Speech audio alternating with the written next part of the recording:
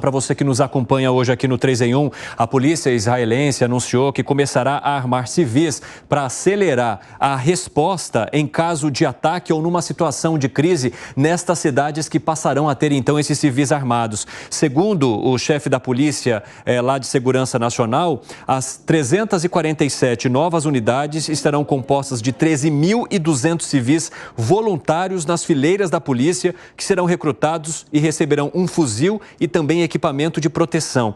Faz um tempo já que Israel, nessas localidades mais próximas das fronteiras, com os outros países, atuam dessa forma para que essas pessoas sejam protegidas. E, normalmente, essas questões eram feitas por veteranos do Exército que recebem essas armas, a formação e atuam em casos de ataques. Agora, haveria uma ampliação deste sistema para que haja uma proteção maior, principalmente nos locais onde a ameaça dos terroristas é maior. Eu quero aproveitar e já discutir isso com o Christopher Mendonça, que é professor de Relações Internacionais do IBMEC de Belo Horizonte. Professor, esse tipo de ação já é esperada num país que precisa ou que precisaria de cada vez mais contingente diante da possibilidade de ataques que venham também de outros países e não apenas do grupo terrorista Hamas? Seja muito bem-vindo, uma ótima tarde. Boa tarde. Então, o caso de Israel é um país altamente belicoso, é um país que há muitos anos já se arma, já se prepara para ataques do tipo que eles receberam nesse momento.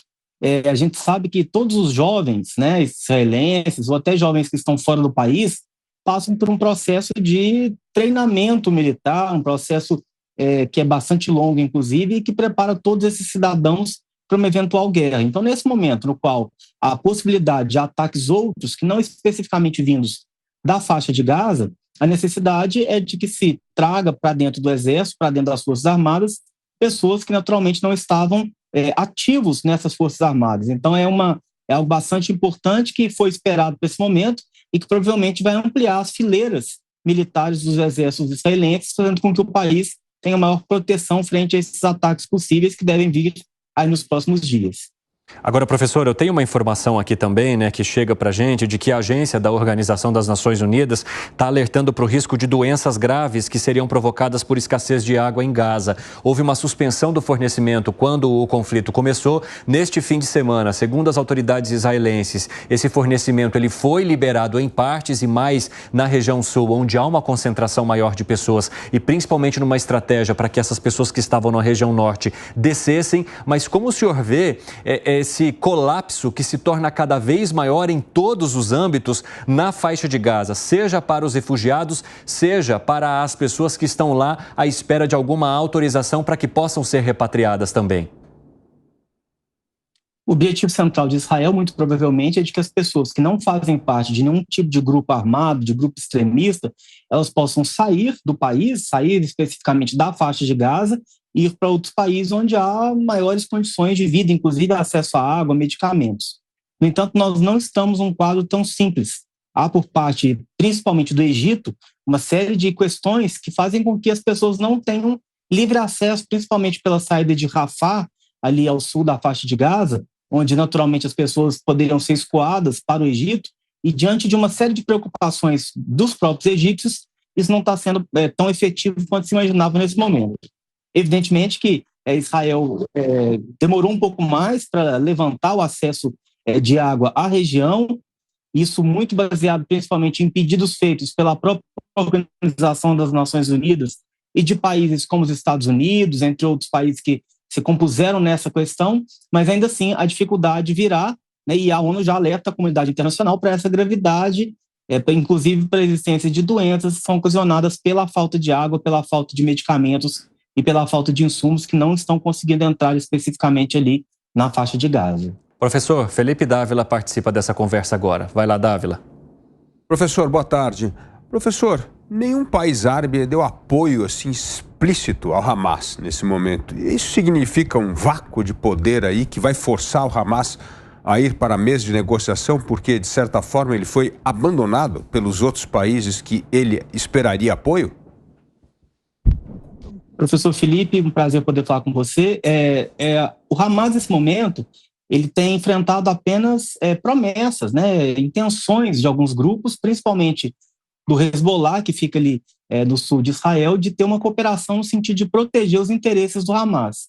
Há também promessas, né, que são feitas por parte do Irã, inclusive muito declaradas, né, eles estavam reticentes em demonstrar o seu interesse em entrar no conflito, mas agora, nesse último momento, eles declararam de forma muito clara o seu interesse em fazer parte diretamente do conflito. Então, nesse aspecto, me parece que o Hamas não está tão isolado quanto nós imaginávamos, que há uma série de cooperações que estão sendo traçadas, que ainda, evidentemente, não foram desenvolvidas de uma forma tão clara até o momento, mas que provavelmente serão nos próximos dias ou nas próximas semanas deixados bastante claros, inclusive com ações feitas por esses países.